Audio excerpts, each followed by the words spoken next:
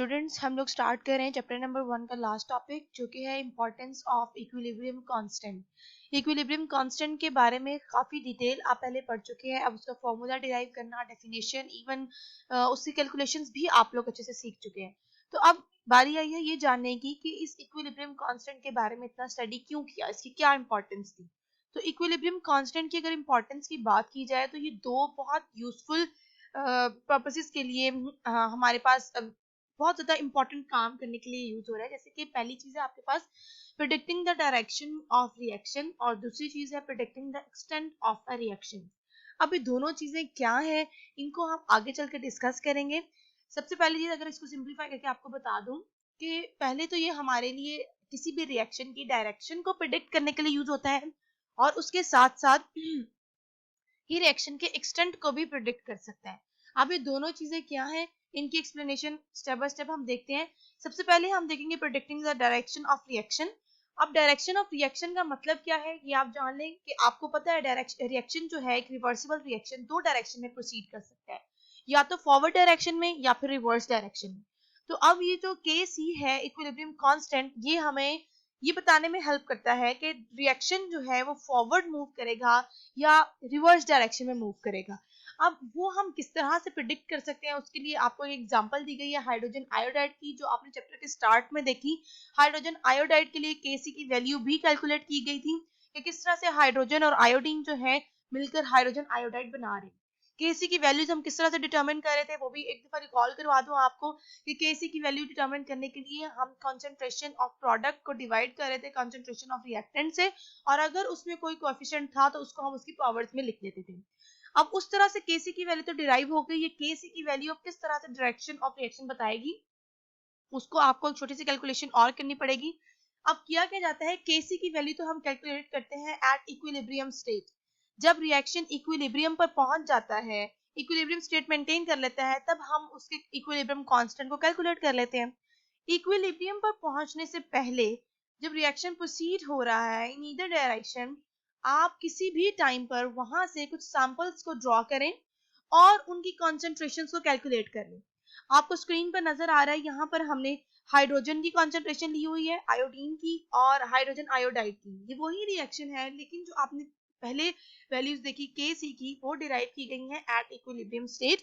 ये आपको ब्रैकेट्स के साथ छोटे छोटे से टी लिखे हुए यहाँ पे नजर आ रहे हैं। टी का मतलब है कि ये किसी स्पेसिफिक टाइम ड्यूरेशन पर वहां से ड्रॉ किए गए हैं अदर देन इक्विलिब्रियम स्टेट, कि आपके पास रिएक्शन को इक्विलिब्रियम पर पहुंचने से पहले ही उसकी कुछ कंसंट्रेशन वैल्यूज चेक की गई। उसके लिए आपने हाइड्रोजन आयोडीन और हाइड्रोजन आयोडाइड की वैल्यूज वहां से मतलब हाइड्रोजन आयोडाइड के सैंपल्स वहां से ड्रॉ किए और इनकी कंसंट्रेशंस चेक की तो आपके पास ये वैल्यूज आ गई कि हाइड्रोजन की कंसंट्रेशन थी 0.1 मोल पर डीएम क्यूब, आयोडीन की 0.2 मोल पर डीएम क्यूब और हाइड्रोजन आयोडाइड की थी 0.4 मोल पर डीएम क्यूब।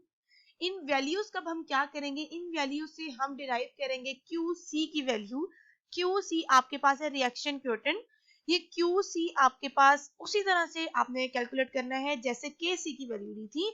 हम लिखेंगे न्यूमिनेटर में कॉन्सेंट्रेशन ऑफ प्रोडक्ट और डिनोमिनेटर में कॉन्सेंट्रेशन ऑफ रिएक्टेंट्स, और आपके पास बैलेंस्ड केमिकल इक्वेशन में जो भी कोएफिशिएंट यूज हो रहे थे उसको पावर बना देंगे। जैसे कि आपको याद है कि यहाँ पर हाइड्रोजन आयोडाइड के साथ 2 लिखा जाता है उसकी मोल्स बताने के लिए, तो उसको हमने पावर में लिख दिया। लेकिन यहाँ पर जो कंसंट्रेशन की वैल्यूज पुट करेंगे वो ये वाली थी जिनको आपने एक सर्टेन टाइम ड्यूरेशन जो टी टाइम पर आपने वहां से विड्रॉ की थी।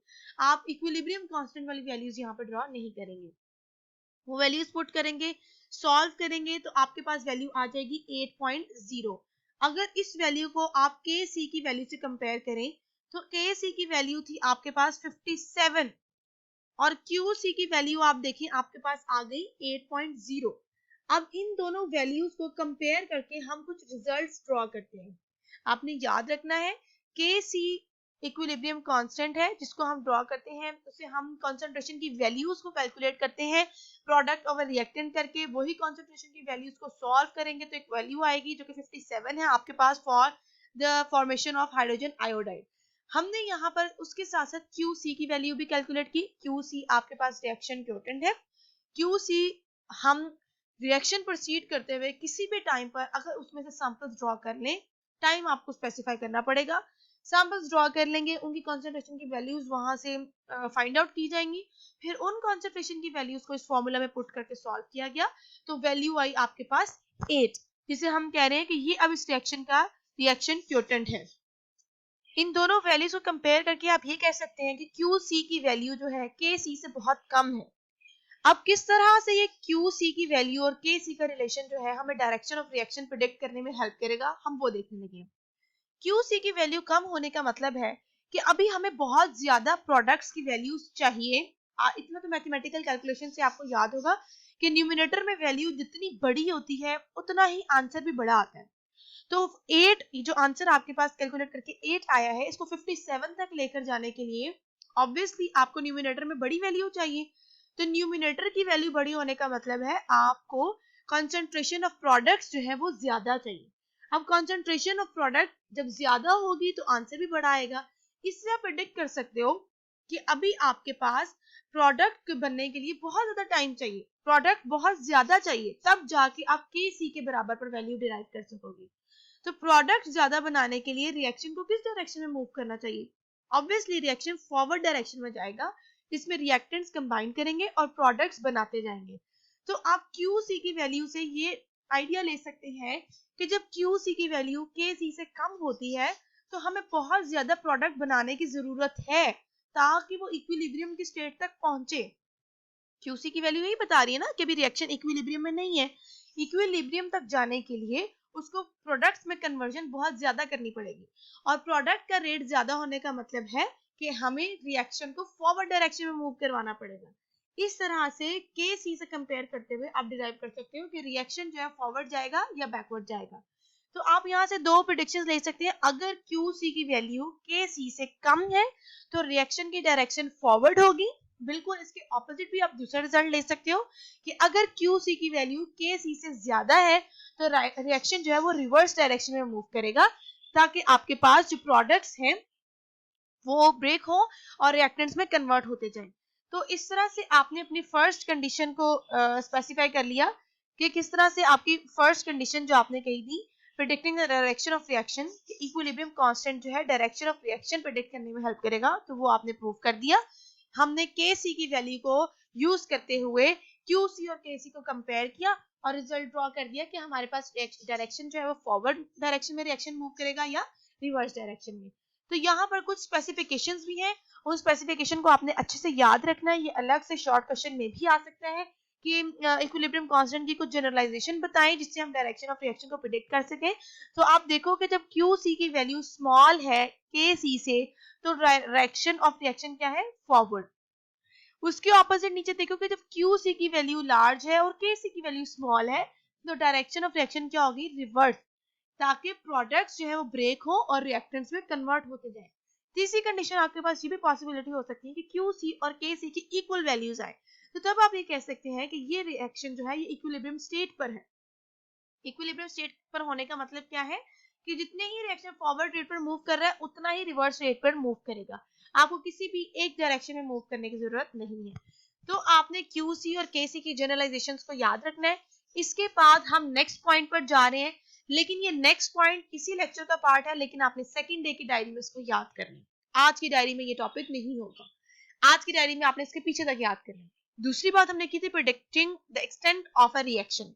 एक्सटेंट ऑफ अ रिएक्शन का मतलब ये है कि अब हम ये प्रिडिक्ट करेंगे कि आपके पास रिएक्शन में KC की वैल्यू को यूज करते हुए आप ये बताओगे कि रिएक्शन लार्जर लेवल पर हो रहा है, स्मॉलर लेवल पर हो रहा है, प्रोडक्ट्स की फॉर्मेशन ज्यादा हो रही है या रिएक्टेंट्स की फॉर्मेशन ज्यादा हो रही है। तो एक्सटेंट बताने का मतलब होता है कि उसकी वैल्यू बताना कि वो बड़े लेवल पर हो रहा है या स्मॉल लेवल पर हो रहा है। अब इसके लिए भी आपको KC की वैल्यूज को ही डिराइव करना पड़ेगा। अब हम ये देखेंगे कि किस तरह से KC की वैल्यू हमें एक्सटेंट ऑफ रिएक्शन प्रेडिक्ट करने में हेल्प करेगी। इसके लिए करना क्या होगा? KC की वैल्यू कैलकुलेट की जाएगी फॉर दैट स्पेसिफिक रिएक्शन। यहाँ पे आप देख सकते हैं कि हमने कार्बन डाइऑक्साइड की फॉर्मेशन के लिए KC की वैल्यू डिराइव की है। कार्बन मोनोऑक्साइड और ऑक्सीजन कंबाइन होंगे, कार्बन डाइऑक्साइड बनेगी। इससे KC की वैल्यू आपके लिए कैलकुलेट करना बिल्कुल मुश्किल नहीं है। वही फॉर्मूला यूज होगा, concentration of product over concentration of reactant. यहाँ पर क्योंकि कोफिशिएंट्स लिखे हुए हैं तो उनको पावर में लिख देंगे।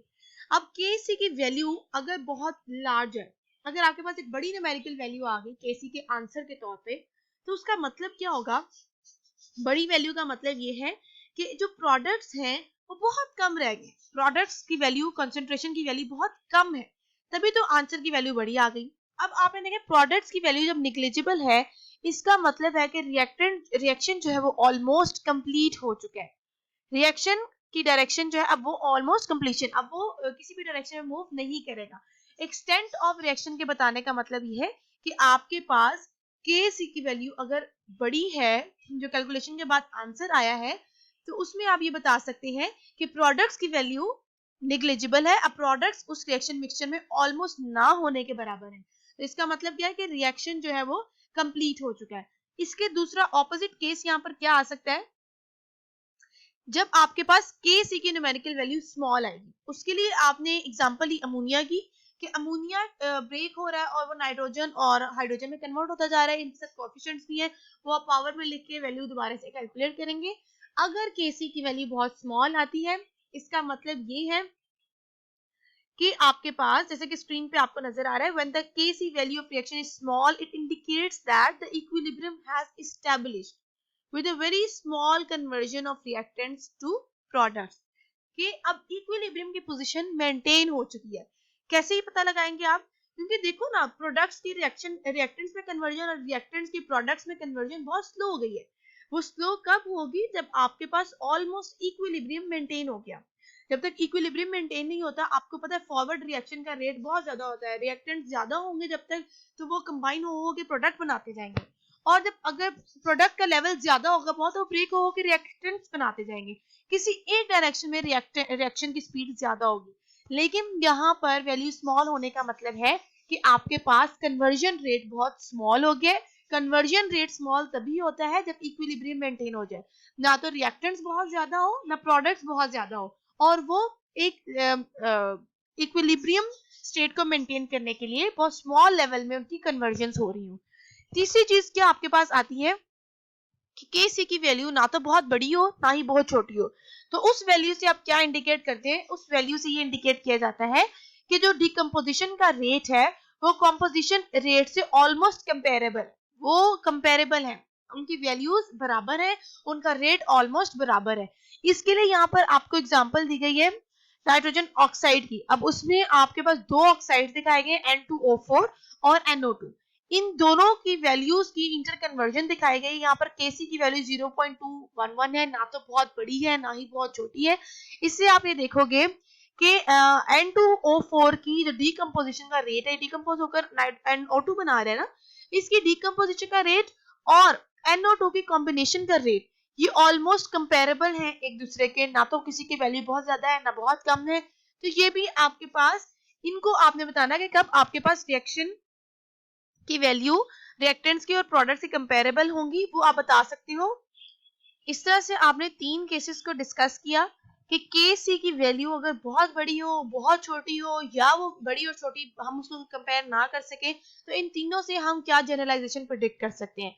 इन तीनों से आपने यही जनरलाइजेशन प्रेडिक्ट की कि अगर आपके पास Kc की वैल्यू बहुत बड़ी होगी तो इसका मतलब है प्रोडक्ट्स के अमाउंट ऑलमोस्ट निग्लिजिबल है और रिएक्शन ऑलमोस्ट कंप्लीट हो चुका है। अगर Kc की वैल्यू स्मॉल होगी तो ये इक्विलिब्रियम स्टेट को प्रेडिक्ट करेगा कि अब प्रोडक्ट की रिएक्टेंट्स में कन्वर्जन और रिएक्टेंट्स की प्रोडक्ट में कन्वर्जन ऑलमोस्ट इक्वल रेट पर चल रही है, उसकी स्पीड बहुत स्लो है, तो रिएक्शन का इक्विलिब्रियम लेवल मेंटेन हो चुका है। थर्ड कंडीशन आपने देखी कि अगर वैल्यू ना तो बहुत बड़ी ना बहुत छोटी होगी, तो उसका मतलब क्या है कि आपके पास रिएक्टेंट और प्रोडक्ट्स में डिकम्पोजिशन का रेट और कॉम्बिनेशन का रेट ऑलमोस्ट इक्वल हो चुका है। इसके साथ साथ आपने टेस्ट योरसेल्फ 9.3 भी लर्न करनी है आज के ही काम में। 9.3 को लर्न करने के लिए क्या करोगे? यूनिक नोट्स के आंसर्स आप फॉलो कर सकते हैं, या आपको इनके आंसर्स जो है सेंड कर दिए जाएंगे। अगर कुछ लोगों के पास है इस वक्त जो मटेरियल अवेलेबल है उसे याद कर सकते हैं, अदरवाइज आप लोगों को स्कूल की तरफ से आंसर्स फॉरवर्ड कर दिए जाएंगे, उनको आपने याद करना है। ये एक लेक्चर आपकी 2 दिन की डायरी में जाएगा। Predicting the direction of reaction जो है ये आज याद करेंगे, और predicting the extent of a reaction plus this test itself ये आप कल की डायरी में याद करेंगे।